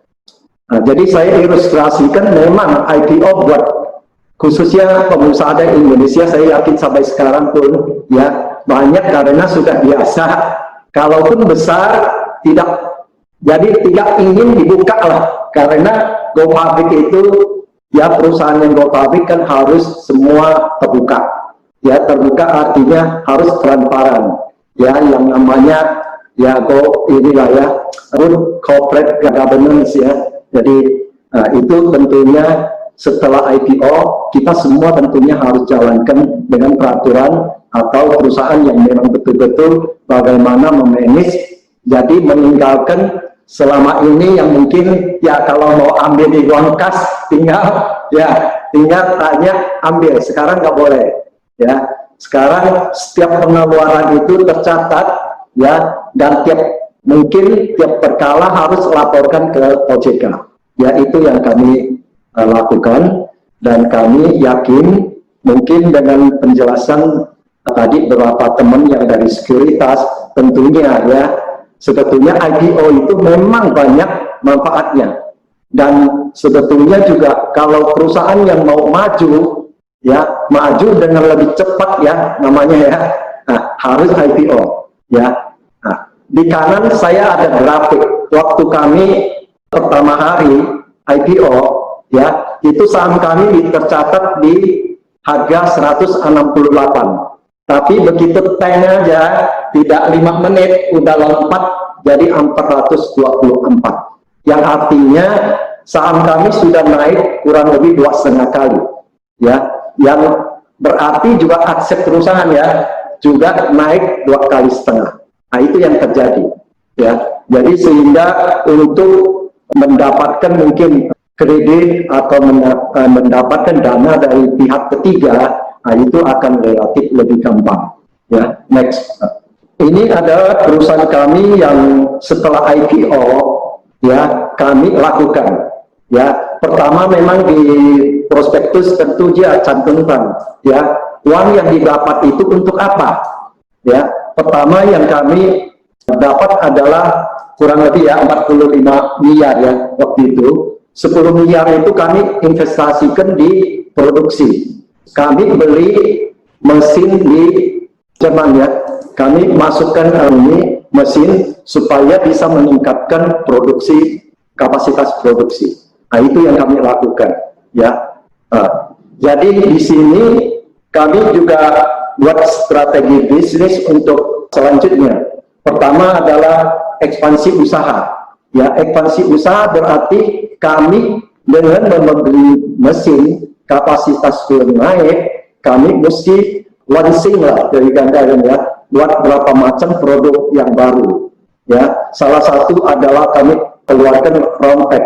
Round pack itu adalah kapas yang bulat ya bentuknya.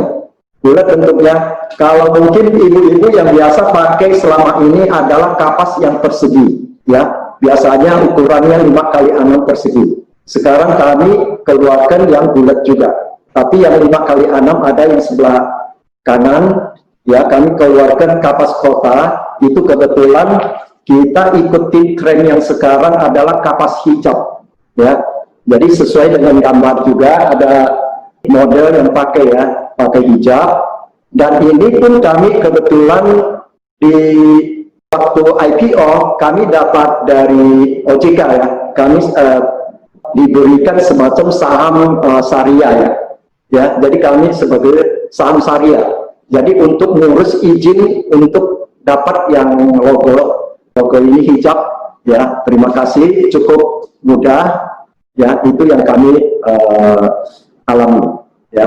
Jadi untuk ekspansi juga, jadi tentunya juga kami ini ya, kepercayaan publik ya yang kami dapat juga ya. Terus juga pertumbuhan usaha yang tadi ya, dengan membeli mesin dan dengan launching produk-produk yang baru, sehingga omset kami juga menaik dan usaha juga ya terus bisa langkah ke depan. Next. Nah, ini adalah sekilas dari produksi yang kami ada ya selama ini. Sebetulnya kami membagikan 3 kategori. Jadi ada kapas kecantikan untuk kosmetik, ada yang untuk medical juga. Medical artinya yang bisa buat rumah sakit ya, buat ada kasanya, buat luka gitu ya. Terus bawah, yang paling bawah adalah semacam setengah jadi, barang setengah jadi. Mungkin kalau ibaratkan gini, kalau di pabrik ini ya, tekstil ya, pabrik tekstil mereka bikin kain atau benang untuk orang yang buat baju ya, untuk garment ya, untuk garment. Nah, kami juga demikian. Di kami untuk yang ekspor justru yang paling bawah ya. Jadi ada seperti kain ekspor dari buyer di luar negeri beli ya, mereka tinggal potong aja, beli mesin potong untuk di packaging, atau mereka beli seperti benang untuk buat lagi buat cotton bud ya, itu mungkin seperti itu. Nah, terus juga dengan IPO tentunya ya, mungkin yang atas yang ada gambar pulau ya, Indonesia, itu adalah jadi gambar atau inilah distribusi ya, distribusi nasional, distribusi ya, yang distributor di semua provinsi. Kami punya 49 distributor di seluruh Indonesia ya. Kalau yang bawah itu menunjukkan ekspor ya, produk yang kami ekspor ya, antara lain ada di Malaysia, ada di Vietnam, ada di Hong Kong, ada di Denmark, ada di Taiwan ya, sama Australia ya. Setelah IPO itu, yang sebelum IPO ya, ada 6 buyer ya, jadi 6 buyer di mancanegara. Setelah kami IPO, kami dapat lagi 4 buyer di mancanegara. Di Taiwan tambah 2, Korea 1, dan Filipina 1. Nah, itu yang betul-betul manfaat yang kami peroleh ya, atau dapat setelah kami IPO. Ya, berarti produk kami jadi makin menyebar ya, bukan hanya di Nusantara aja, tapi juga di mancanegara. Itu yang kami alami. Next. Nah, ini juga cerita setelah kami IPO ya, kami dapat satu partner ya di China ya. Memang untuk kerjasama ini sebetulnya tidak mudah ya, kami memerlukan 3 tahun kurang lebih ya berjalan ya, untuk bisa jadi distributor di salah satu di negara Cina, salah satu perusahaan ini ya KASA juga, ya kapas. Jadi buat di rumah sakit, buat di dokter ya, buat di rumah sakit itu. Dia terbesar di China dan produknya selama ini dia ekspor ke Amerika dan Eropa. Ya, kami mulai coba kontak mereka, coba kunjung ke pabrik mereka, juga kantor pusat mereka di Shenzhen ya, kurang lebih dari tahun 2017-an awal ya. Nah, terjadi sebetulnya baru tahun setelah kami IPO, tahun 2019 baru kami ya dealing dengan mereka, kami diangkat sebagai sole distributor untuk di Indonesia. Ya. Jadi itu memang makan waktu cukup lama juga, buat 3 tahun, tapi juga untuk jadi distributor di sini di Indonesia terusan aja, juga untuk ngurus izin aja juga tidak gampang. Itu perlu hampir kita makan waktu hampir 1 tahun. Jadi ada izin edarnya, izin mereknya, macam-macam lah ya. Terakhir harus di approval lagi di duta besar di Cina ya, di Indonesia yang berlokasi di Guangzhou kalau nggak salah ya, gitu. Ya. Yang selanjutnya yang kami dapat manfaat lagi tentunya, sini cerita mungkin juga ya, kalau perusahaan untuk ekspansi atau produk baru biasanya harus keluarkan banyak biaya untuk promosi. Ya, terusan aja kami ya, bagaimana bisa mereduce atau mengurangi biaya-biaya promosi melalui banyak media cetak atau elektronik untuk membantu kami untuk promosi ya. Nah, ini fakta juga, kebetulan kami waktu tampil di list ya, Listpik itu adalah majalah untuk perusahaan-perusahaan yang sudah IPO dan jadi anggota ya di asosiasi ya, asosiasi manajer Indonesia ya, gitu. Nah, kebetulan pada yang pertama kali cetak, kami dikasih tempat ya untuk jadi salah satu tampilan di majalah itu ya. Kalau yang kanan memang melalui di YouTube banyak cerita yang tentang PT Kopenindo ya. Nah, itu tentunya juga dari media-media, bukan kami yang pasang ya, tapi banyak media-media lain yang dipasang di YouTube. Nah, itu yang kami alami, sehingga betul-betul setelah IPO kami betul-betul merasakan lah ya, memperoleh manfaat-manfaat yang nyata. Nah, itu yang kami alami ya. Memang presentasi kami tidak panjang ya, tapi kami pikir ya paling tidak lah kami bisa memberikan satu gambaran yang jelas ya, mulai dari kenapa mau IPO, manfaatnya, sampai ke setelah IPO kami dapat apa. Nah, itu yang bisa kami sharing dengan teman-teman yang mungkin yang belum IPO ya, khususnya ya, belum IPO mungkin bisa ya pikir-pikir lah, mungkin manfaatnya pasti banyak setelah IPO. Itu yang mungkin bisa kami sampaikan. Ya, saya kira cukup Pak Engki. Ya, terima kasih Pak Martin. Singkat, jelas ya, dan padat juga begitu. Kalau saya coba untuk sampaikan apa yang disampaikan Pak Martin, Katenindo Aryesta adalah perusahaan kapas pertama yang go public. Kemudian harga saham ketika awal IPO itu 5 Oktober 2018 itu 168, sekarang pada waktu 30 November 2018 itu mencapai 424, jadi kenaikannya sekitar 152%.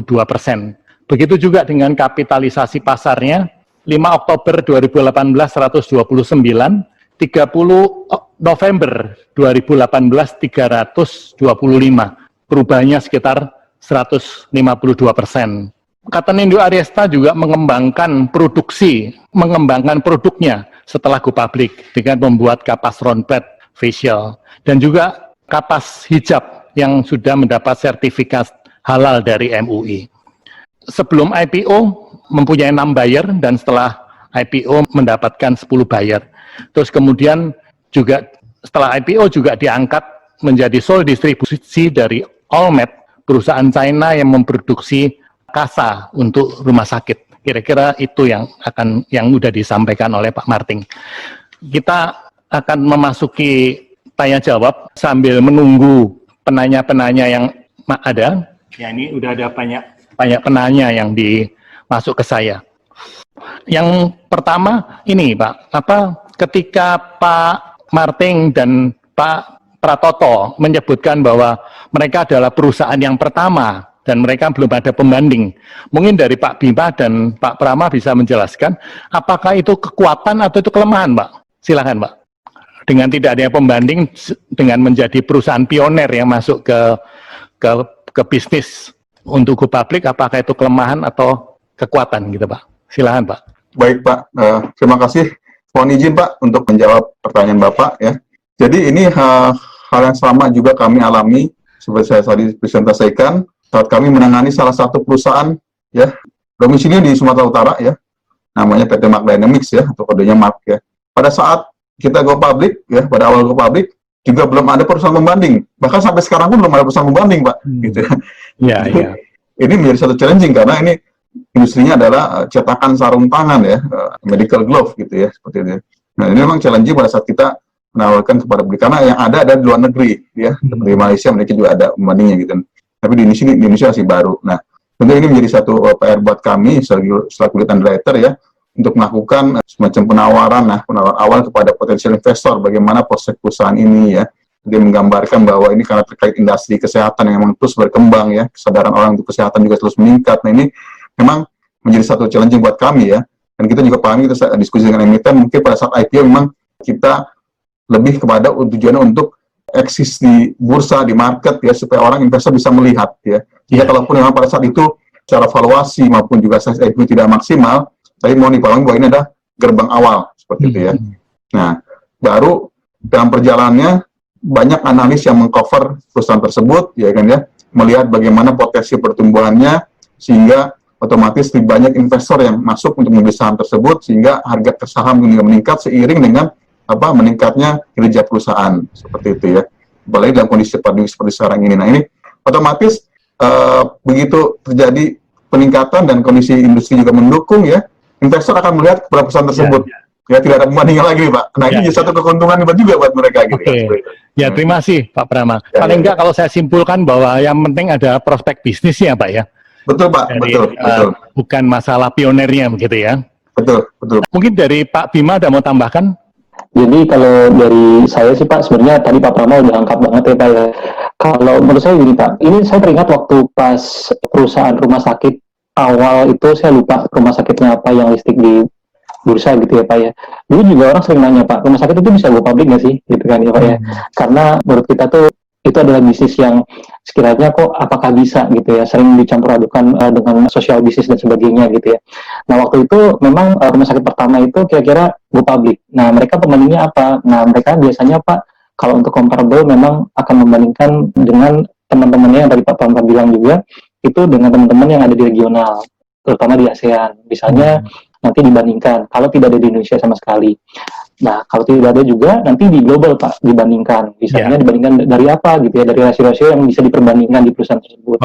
Tapi pada intinya, Pak, memang apabila, gitu ya, Pak, ya, apabila memang perusahaan itu unik, gitu ya, baru satu-satunya yang tercatat di Bursa Efek Indonesia dengan bidang sektor yang unik pula, gitu ya, Pak, itu membawa keuntungan yang tersendiri, Pak. Karena dari satu hal, gitu ya, mereka tidak ada pembandingnya, dan juga mereka dinilai sebagai perintis pertama, gitu ya, Pak, ya. Dan istilahnya, benchmark pertama nih, yang beban itu malah nanti yang kedua, ketiga, Pak. Apakah bisa sukses yang pertama gitu ya, atau tidak gitu. Nah itu kan nanti fakta yang berbicara gitu. Jadi itu sih Pak kira-kira Pak. Oke, makasih Pak Bima. Mungkin ke Pak Pratoto. Kalau Pak Martin tadi kan sempat bicara bahwa mempersiapkan Indo Ariesta menjadi perusahaan go public itu sekitar 3 tahun gitu ya. Kalau dari Pak Pratoto sendiri berapa lama Pak Pratoto mempersiapkan sampai akhirnya masuk ke IPO Pak? Persiapannya sekitar 1,5 Pak. 1,5 tahun. Iya, cepat Pak. Ya, gitu ya. Oke, saya lanjutkan. Ini penanya udah cukup banyak Pak. Jadi waktunya mungkin dijawab yang singkat-singkat. Ini adalah apakah perusahaan yang masih merugi bisa melakukan go public? Yuk silakan, Pak Bima atau Pak Prama, silakan. Baik Pak, jadi begini Pak, mungkin kalau bisa sambil bisa ditayangkan materi tentang persyaratan ya Pak ya, di slide saya lupa itu. Kalau pertanyaannya apakah yang rugi bisa go public, bisa Pak. Jadi kami itu membuka sebenarnya 3 papan. 3 papan pencatatan ini adalah istilahnya untuk membedakan dari awal masuknya saja Pak. Kalau papan utama itu memang diperuntukkan untuk perusahaan yang sudah stable gitu ya Pak. Kemudian papan pengembangan itu boleh rugi gitu ya, asal nanti memang di tahun kedua berdasarkan proyeksi itu perusahaan itu sudah bisa mencapai laba usaha dan laba bersih juga gitu ya Pak. Nah, sebagaimana yang kita lihat nih Bapak Ibu sekalian di tampilan materi dari kami gitu ya. Untuk yang papan yang tengah ini, papan pengembangan, memang istilahnya perusahaan itu ketika ingin listing gitu ya, atau menjadi perusahaan tercatat, itu boleh dalam kondisi rugi. Nah, tetapi ada persyaratannya nih, berdasarkan proyeksi gitu ya, pada akhir tahun kedua sejak listing, sudah mendapatkan laba usaha dan laba bersih. Kurang lebih itu Pak. Jadi setelah tahun kedua Pak ya, dia harus mampu untuk mencetak laba ya. Betul Pak, betul. Kan biasanya mereka itu kan menyampaikan proyeksi keuangan ya Pak ya. Ketika perusahaan itu ingin go public, biasanya ada juga persyaratan dari kami itu menyampaikan dokumen berupa proyeksi keuangan gitu ya dalam beberapa tahun ke depan. Biasanya itu 3 tahun Pak gitu. Nah, apakah dalam 3 tahun ke depan nanti akan dilihat nih dari istilahnya dari kami apakah bisa nggak mencapai hal itu dan sebagainya gitu ya Pak ya.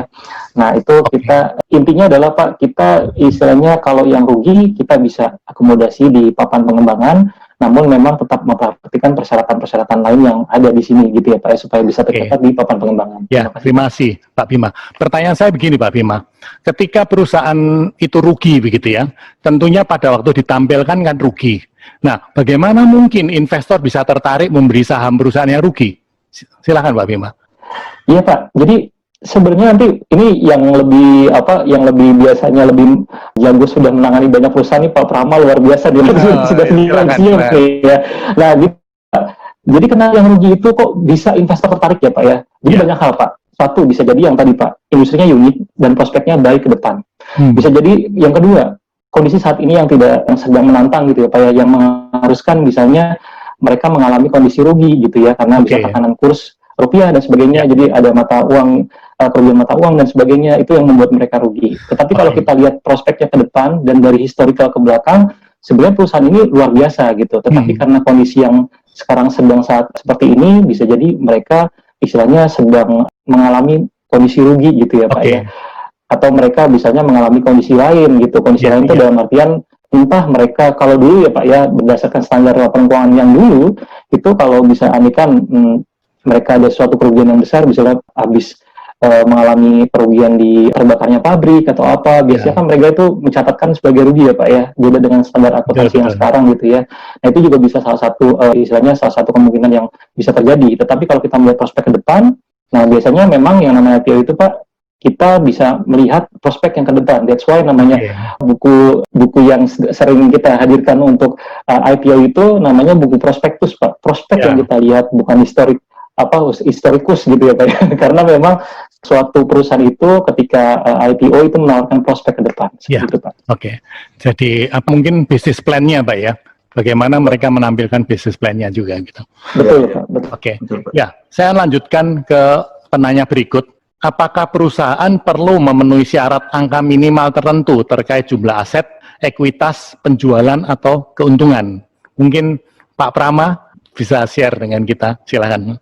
Oke, baik Pak. Mungkin tadi juga sedikit menambahkan yang Pak Bima sampaikan ya, terkait perusahaan yang masih rugi dimungkinkan ya, karena seperti contoh misalnya perusahaan perkebunan sawit misalnya Pak.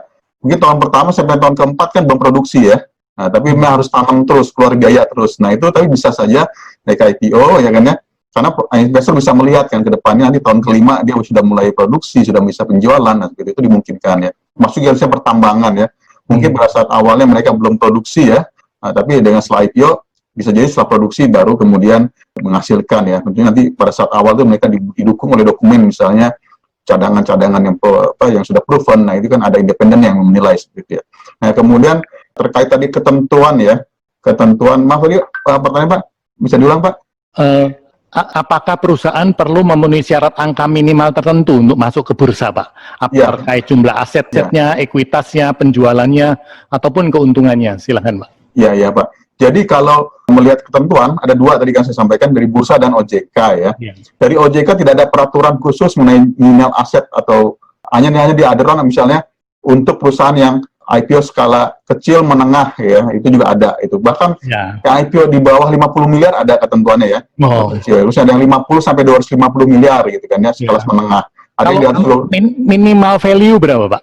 Tadi ya Bapak menyebutkan apakah itu 50 miliar itu minimal value? Itu aset Pak, asetnya Pak. Itu aset ya? Maksudnya aset itu apa minimalnya berapa yang boleh untuk go public?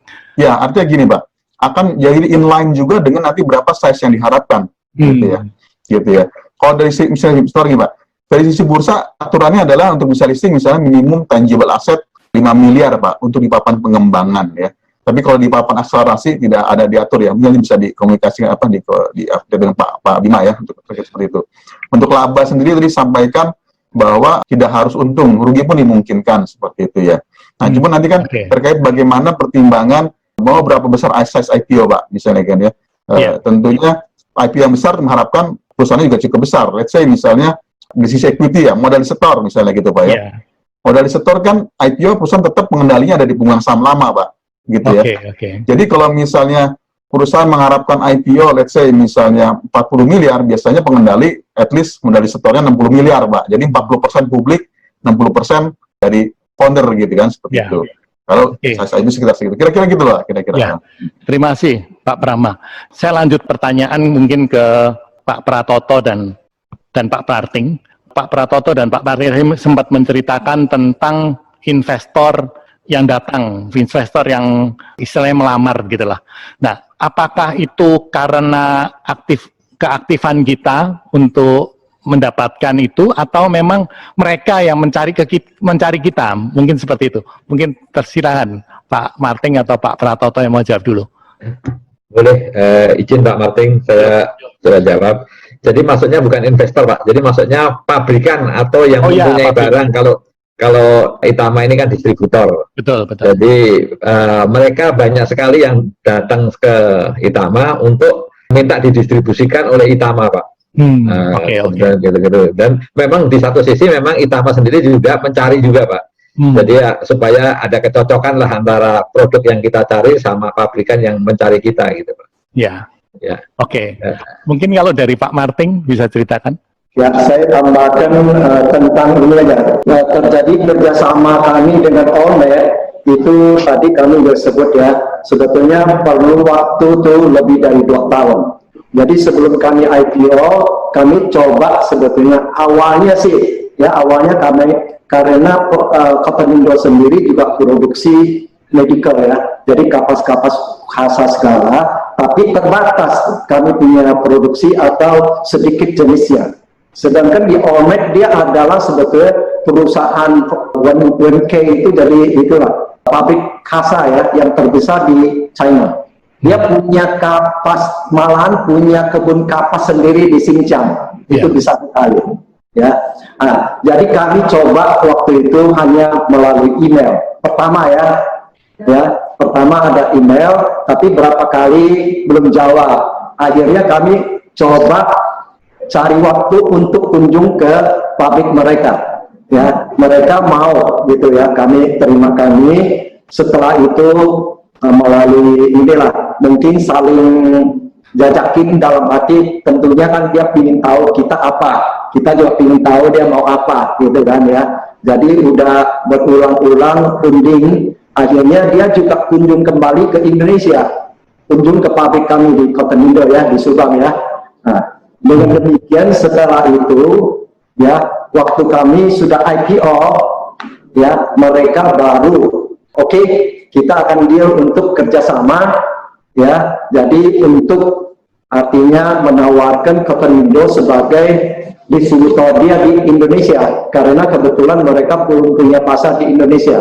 Yang tadi saya sebut mereka sebetulnya produksi mereka banyak kan jual ke Amerika sama Eropa ya, karena kami juga meyakinkan mereka sebetulnya Indonesia adalah market yang sangat besar di Asia Tenggara ya, khususnya ya di Asia Tenggara kan terbesar di Indonesia ya marketnya ya. Dan sebetulnya kita punya daya beli juga naik terus, sama juga memang punya banyak rumah sakit yang udah modern lah, seperti dari Lipo Group atau yang lain-lainnya, kan udah mulai punya rumah sakit yang canggih-canggih ya. Nah, kami yakinkan ke mereka, akhirnya mereka oke. Kebetulan juga setelah kami IPO, mereka juga memang lagi proses. Setelah kami IPO 3 bulan, mereka IPO juga. Nah, jadi itu mungkin juga faktor karena satu, mereka sudah kenal baik dengan kami, dalam arti pemasaran ya, jalur pemasaran kami kan ada di seluruh Indonesia. Artinya udah ada punya jalur distribusi. Nah, kedua, tentunya mungkin dia anggap kami sudah IPO, tentunya satu perusahaan yang ya harus dipercaya, semua kan udah terbuka gitu kan ya. Nah, jadi ini mungkin faktor yang saya yakin mereka atau kami juga sama, sehingga juga terjadi ini ya, kerjasama. Ya, begitu aja Pak. Ya, terima kasih Pak Martin. Mungkin ke Pak Bima, apakah perusahaan yang bersifat regional bisa IPO atau hanya perusahaan yang nasional? Mungkin silakan Pak Bima. Maksudnya regional yang mungkin masih daerah gitu ya Pak ya? Ya, dia pemain lokal begitu ya, wilayah distribusi kata Jawa Barat gitu.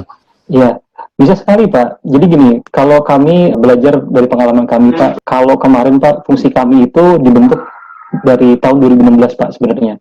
Jadi ada fungsi di bursa memang yang istilahnya kami itu berfungsi untuk bertemu gitu ya kepada perusahaan-perusahaan gitu ya, para owner gitu ya, dan manajemen tim di seluruh Indonesia Pak. Ya.